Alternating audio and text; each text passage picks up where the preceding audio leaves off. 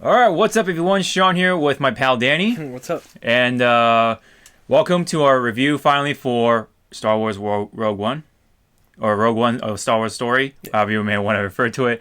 But we went to go see it at the biggest screen in at America, the TCL Chinese Theater. in the TCL Chinese Theater in Hollywood. Yeah, And we watched that definitely with was it the IMAX 3D and all that stuff, Yeah. the true surround true IMAX experience, pretty much. true IMAX experience, all the surround sound and all that fancy stuff, which definitely helped with the experience. And I gotta say, man, this movie actually really blew my expectations away. I didn't. Yeah, same with me. I didn't expect it to be that good. Like judging by the trailers, like it looked like it was gonna be a cool movie. Oh, Star Wars, Yeah, it's it's cool. got a lot of cool action scenes and stuff. But once seeing the movie, it was like wow, damn, I didn't expect it to be that good. Yeah, Yeah. yeah. It's just like it's again, it like met my expectations and then some. Like I just the way they handled like a lot of the moments were really good. I have to, like the one thing I do want to pick on a little bit is the beginning. Is the beginning could have been handled a little better in Yeah. my opinion. It was Agreed. a little rushed. It felt like to me. Yeah. There's just like a bunch of stuff going on. Seemed like I kind of like it was a little jumpy. It was very jumpy. It was I a little agree. it was pretty jumpy. It Yeah, throws just to clarify, the beginning after after Jin grows up, once she grows up, because I like the whole intro of her, as a child and stuff. right. But after that, that's when it starts to like jump all over the place from planet to planet and stuff. The whole, that first act right there. Yeah, the first act is kind of weird. Yeah, But after that, once the big battles and stuff like that happen, it really picks up and all the way to the end. We both like just were super thrilled and just came out of the theater super giddy and all that stuff. Yeah. Just like we're just like whoa. yeah, that was crazy. The whole final act, the whole third act was just pure Star Wars and then some. Yeah, and then some. Yeah, Yeah. It's I it's something like I kind of wish it was kind of like that for all Star Wars movies. Yeah. Especially episodes 1, 2, and 3. Oh yeah, Because no. of course the prequel to show what Darth Vader was like before Darth Vader. Yeah. But unfortunately, George Lucas is not a great Yeah, director. or he anything. fucked up that character. The whole Anakin Skywalker thing, in my opinion, it didn't work out. Yeah. Well, once he turned into Darth Vader, then okay, yeah, the original trilogy, Darth Vader was the shit. But prequel Darth Yeah. Vader, not so much. Yeah, it's Unfortunately, but doesn't. Yeah, I mean it does. It gets the point across, but yeah. But anyways, so I guess you just explain the summary, like the basic summary of the story. So basically, Rogue One takes place before Episode 4, and basically they're trying to get the plans for the Death Star, yeah, and it kind of just like answers some questions for the Death Star itself. I don't know if we should talk about that in the spoilers or kind of say it here, but I think it will be a little safe to throw it in. yeah. the We'll spoilers. keep the details in the spoiler section. Yeah. But pretty much, the whole story is for them to get the Death Star plans. That's the whole point of this movie. How the rebels get the plans for the Death Star. So there's like a bunch of assassinations or assassins and spies here Mercenaries. and there. Mercenaries. Quite Pretty much rebels of the rebels. Yeah, Rebels. Yeah. It's Rebels the movie. Yeah, pretty much. Rebels the movie, pretty Yeah. much. But again, we both were super thrilled after watching it. Like even though Star Wars is of course well known for its lightsabers and the Force and Jedi's and stuff like that. Yeah, honestly, that they did not need that. here. It was definitely not needed. Although it's not completely 100% no Jedi's or anything like that. We'll definitely talk more about that in spoilers. But again, it's just like the visual effects, the cinematics or the cinematography, the music, of course. Of course, there's some recycled music here and there, but there are some good new ones Oh yeah, that were introduced in Rogue Yeah. One. I in particular I like Krennic's theme. Mm-hmm. Whenever he comes up, it's like like grandiose. Like, oh yeah, damn, he's he's the bad guy. Yeah, You know, yeah. I still have his music in my head. That's one of the new memorable pieces of music that that will stick to me. The rest of the score is not as iconic, of course, as the original. But once you hear the original scores, a little bit here and there in the movie, then that it adds so much nostalgia and like that that geeky, I guess you could say, feeling. Your inner Star Wars geek. Yeah. Just will like get super aroused and shit like that. There's definitely plenty of nostalgia. There's some cameos from other Star Wars movies. Make it in there, but we will say no Jar Jar in there. So definitely, absolutely no Jar Jar. So sorry for the minority that actually likes Jar Jar, and actual serious matter. No, not gonna happen. Sorry, but again, the cameos that were shown were they made sense. It was pretty cool, especially in the final act. Holy crap. Oh god, yeah. Yeah, and more about that later. Yeah, more about that later. But I will say also, I want to say also the CG was in that thing was godlike. It was super trippy. It was very good. Super trippy. Like one we will say one character from episode 4, Governor, what was it, Tarkin? Tarkin. Yeah. Tarkin makes it in there. And for a couple of minutes, I was like, wait a minute, isn't Peter Cushing dead? Yeah, because it looked really fucking real. Yeah, I was just like, whoa, what? Yeah, unfortunately, he died in 1994. 94, yeah. But they brought him back with. I kind of read up about this. They use an actor that was similar to him, that looked very similar. Oh, but and then they just they just CGI'd his face and everything. But pretty much all his movements was a real guy. Right, of course. And then of course the face and the hair was Tarkin. Tarkin, yeah. Peter Cushing's likeness. Likeness, yeah. Which was really well done, but also obvious. It was like, oh, okay, wow, all right. But it's obvious, but at the same time, it's the best effect I've seen. To get someone to do something like that. Very very well done. Yeah. And you'll see one more character that kind of goes through that. Again, that's in spoilers, but yeah. But yeah, man, that the effects were just off the charts. It was just well done. The effects were on point. Yeah, holy shit! Like every single, all the space battles, the ground souls, the ships, all the effects in that movie, the sound effects, everything was on point. Yeah, on point. On point. Holy crap! Yeah, it definitely complemented the cinematography in that movie. Yeah. The battles were really good. As Danny kind of mentioned, battles were really good. The overall, I like the characters.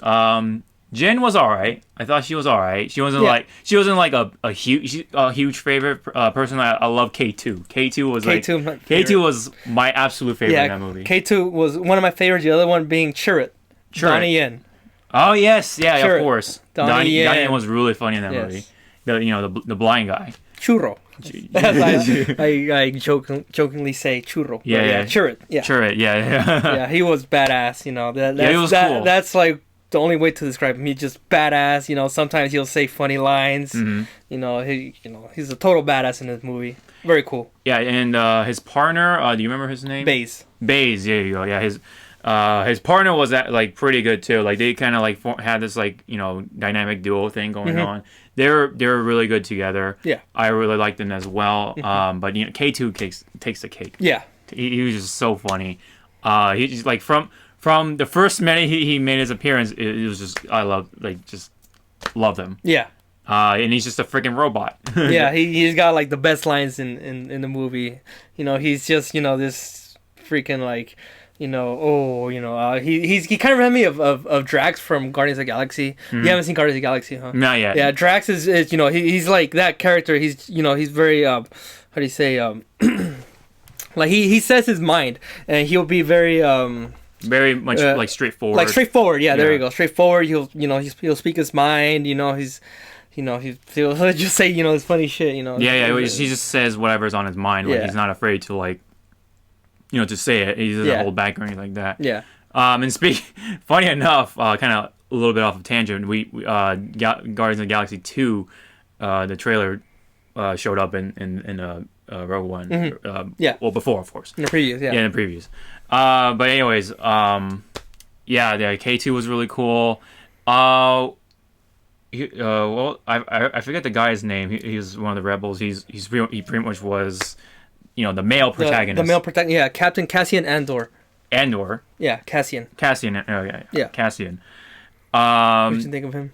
Yeah. I thought like he's definitely not one of my favorites. He's not like, but he's not someone I was like ugh or anything like that. Like, no, yeah. He it was cool what he did. I like the actor. He's Diego Luna, Mexican actor. He acted this part very well. I just gotta say the acting in this movie was very well done for the most part. For the most part. But yeah, for the most part, because I'll keep that later. But for right now, for the most part, acting was really good. But like you said earlier in the review, the characters I didn't really attach to them that much, right, as I would have liked. Mm-hmm. There was it's just it's not like the older Star Wars movies, the original trilogy, even the prequel trilogies, where you were attached to the characters emotionally and stuff. There wasn't that much in this movie, honestly, but it makes sense, right? It makes sense. I'll say that why later, but the background they come from, it makes sense why they act like that, sort of. So it's yeah, of course you don't grow as attached to the main characters as you do with the supporting characters. Yeah. But yeah, like it's really nice to see the rebels, the rebels, how they operate things and stuff like that. It's just like it's like a fan service for for Star Wars fans who love the rebels. Yeah. There's a lot of fan service in this movie. Yeah, and then of course they show. But it's not a bad thing. I don't view it as a bad. A lot of people are gonna be like too much fan service. But for me, I liked it. It was cool. The little touches they had to the original trilogy. Yeah, it didn't really like bother me all that much. Yeah. But also we also look into the Imperial side, the Empire. Yeah. Oh gosh, I'm really bad with names, but Mads Mikkelsen's character. Jin's father. Yeah. Galen Erso. Yeah. Yeah, I think he was all right, as well. He did his part, He did his part. Yeah, he's kind of just there. He was very important to the story, but he was pretty much just there. He was just there. Yeah. Yeah. There's absolutely no reason to get attached to that character. He was just there. He was just there. Yeah. He's a dad. He's a scientist. But he's very important to the entire Star Wars saga. More on that later. Yeah.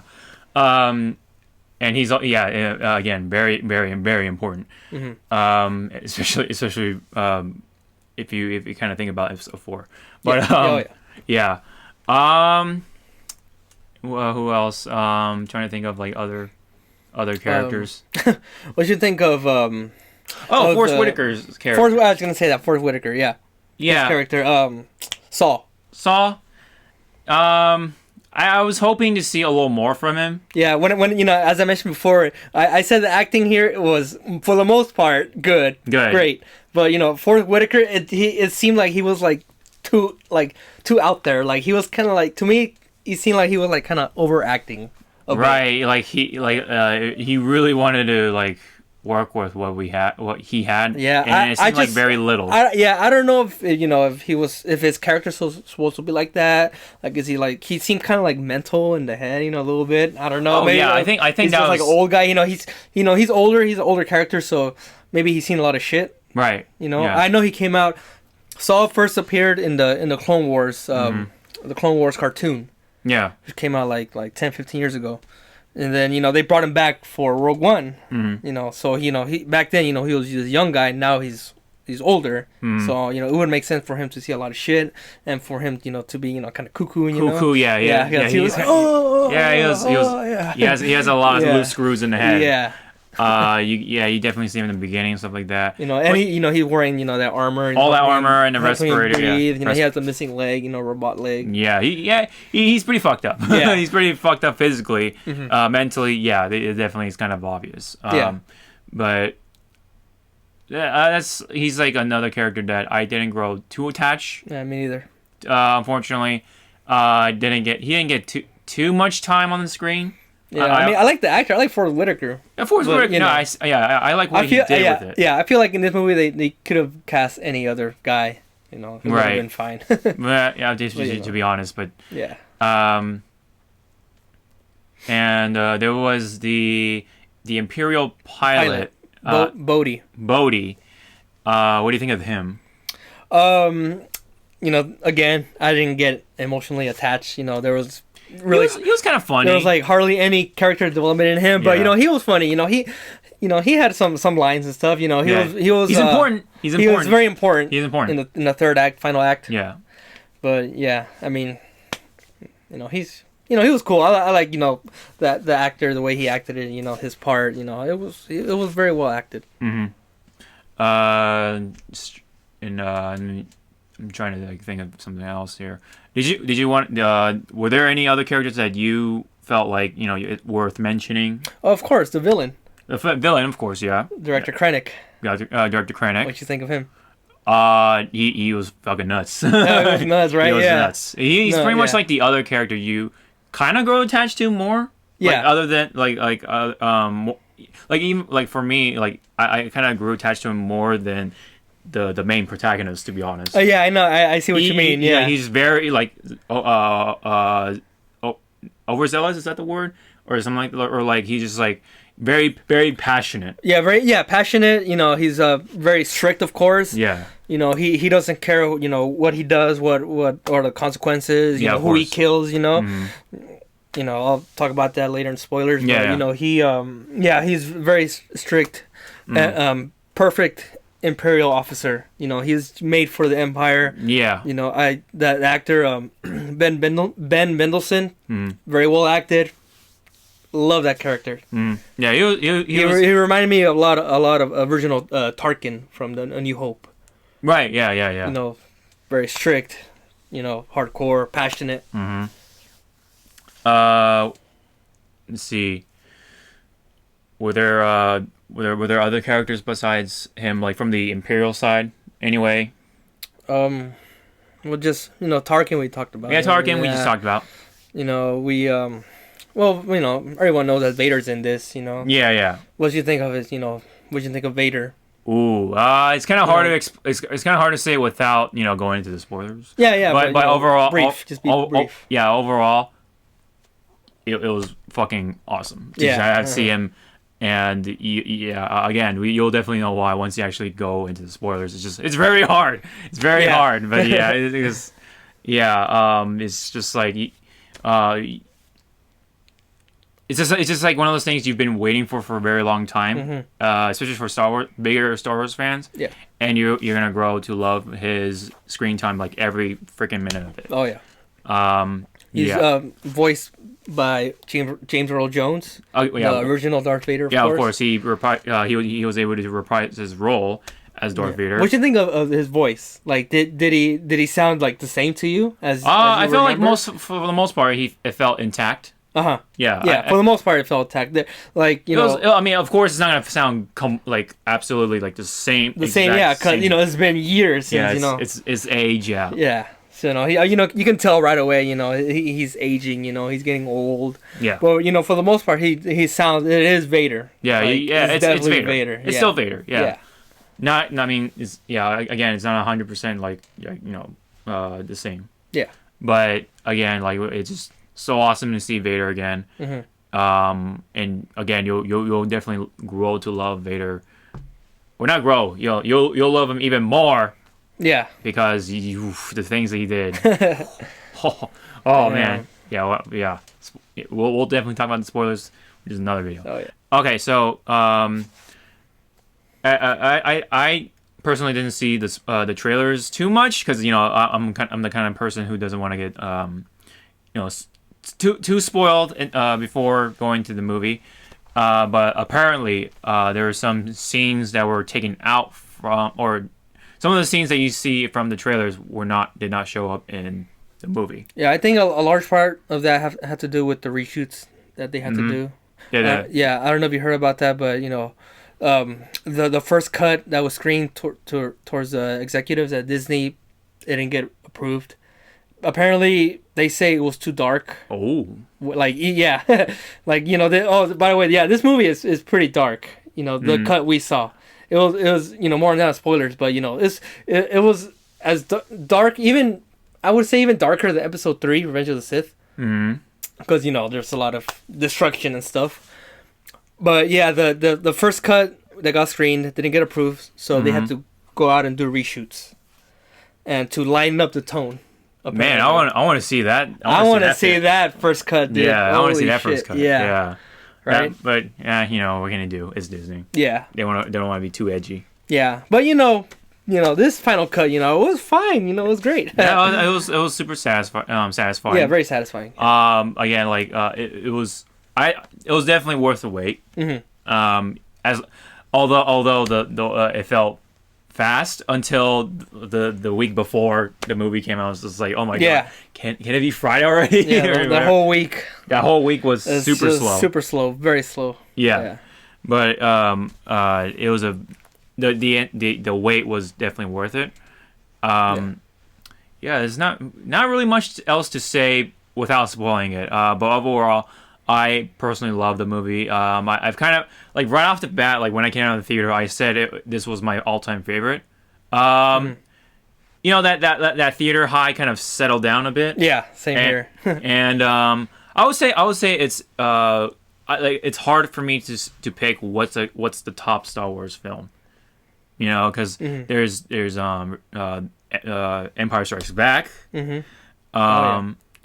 A New Hope, of course, because that's like the first one, the original Star Wars film that that first came out. Special place in my heart, as many of the fans. What about you? Where would you place Rogue One in your list of Star Wars films? Personally, I would rank it right now. I would rank it third. That's below Empire Strikes Back, which is my first, and A New Hope. Okay. That's pretty fair. I would definitely place Rogue One above The Force Awakens, which is my fourth. Right. I would say Rogue One is definitely outranks Force Awakens. Yeah. Even though, not saying we didn't do a review on Force Awakens, but we both loved it at the time. We still like it, but it's a very good film. But it's not it's not, At first, I love The Force Awakens. Like, oh, it's like one of my favorite Star Wars. But once the hype died down, it's been a year since it came out. Yeah. I've seen it 5 times, I think. Yeah, 5 times I've seen it, and it's a great Star Wars film. But I definitely wouldn't rank it above the others. After seeing Rogue One, I'm gonna rank it. Oh yeah, because it went down. I'm sorry. Kind of went down. Yeah. So me being a Star Wars fan since I was a kid, watching the VHS tapes and all that, growing up watching Star Wars, I would say Rogue One is up there. Character wise, not so much. It's not as character driven as Empire Strikes Back. Even A New Hope, not New Hope, The Force Awakens. So Force Awakens was more character driven. Yeah, of course. Because it's part of a saga. Yeah. But since this is a side story, yeah, a Star Wars story, yeah, Star Wars story. Spin-off. Yeah, spin-off. It would make sense for you not to be attached to the characters as much. Yeah. Yeah, it's just like it's about the getting the planets of the Death Star, so it's kind of just it was it's supposed to kind of be there, but at the same time, I don't know. I felt I really loved the way it was handled. It was from the beginning to the end. Yeah, I felt like it was a very very good thrill ride. Yeah, especially with all the IMAX stuff going on with with the 3D glasses and everything. But as a movie by itself, I think it was very well done. Yeah, of course. The effects were there, the music was there. Yeah, if you don't like Star Wars, but I mean, if you don't care too much about even if you don't like it, but you like sci-fi movies, you definitely want to see Rogue One. I think you will still like it. I've heard some people that aren't very into Star Wars, but they like Rogue One when they when they went to go see it. They understood the story where it fell in the original trilogy. They're not big Star Wars fans. Yeah. These people really enjoy Rogue One because it is a very well made movie. You know, great special effects, cinematography. You know, the acting was pretty well done. You know, story wise, you know, character, you know, not so much. Not that much character development. Right. Honestly. Yeah. But you know, overall, very well made. Yeah, a film overall. Yeah, it was great. It was just awesome. I love to get a Blu-ray of it and just watch I'm definitely gonna get the Blu-ray. Yeah, just like watch those scenes again. Yeah. Oh man. So yeah, pretty much that wraps up our thoughts and review. Without spoiling it, for Rogue One. What would you give it for a score out of 10? I would give it if I don't know if we can do 0.5s, but you know, if we are, I would definitely give this 9.5. 9.5. Because it had some flaws, but it didn't really bother me that much. And, you know, I loved it, like, a lot. You know, even right now, it's been, you know, almost a week since we last saw it. You know, the hype has died down a little bit, but I still remember the scenes and, you know, the surround sound, IMAX, the whole experience. You know, it was definitely an awesome movie that, you know, I really enjoyed. Yeah. So I would give it a 9.5 if we're doing solid numbers. 9.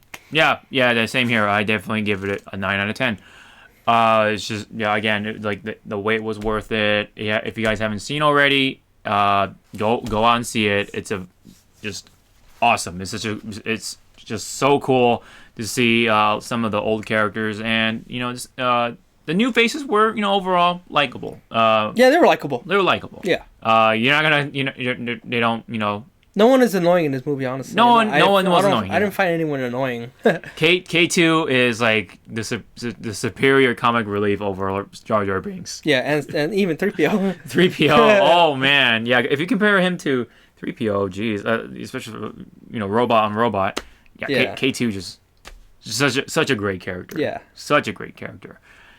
Yeah. Again, 9 out of 10. For both of us, pretty much, or 9.5. 9.5 if we did 0.5s or whatever. Yeah. Again, highly recommended, especially if you guys are Star Wars fans. I'm pretty sure you'll love it. Go see it as soon as you can. And next up, we'll go into the spoilers. So now we can actually, you know, go all out. All out. All out. Yeah, I can't wait. So. Thank you guys so much. If you have any thoughts or anything like that, leave me down below, or you know, have any comments, leave me down below. You know, hit the thumbs up and all that good stuff. And we'll see you guys in the next video. Later.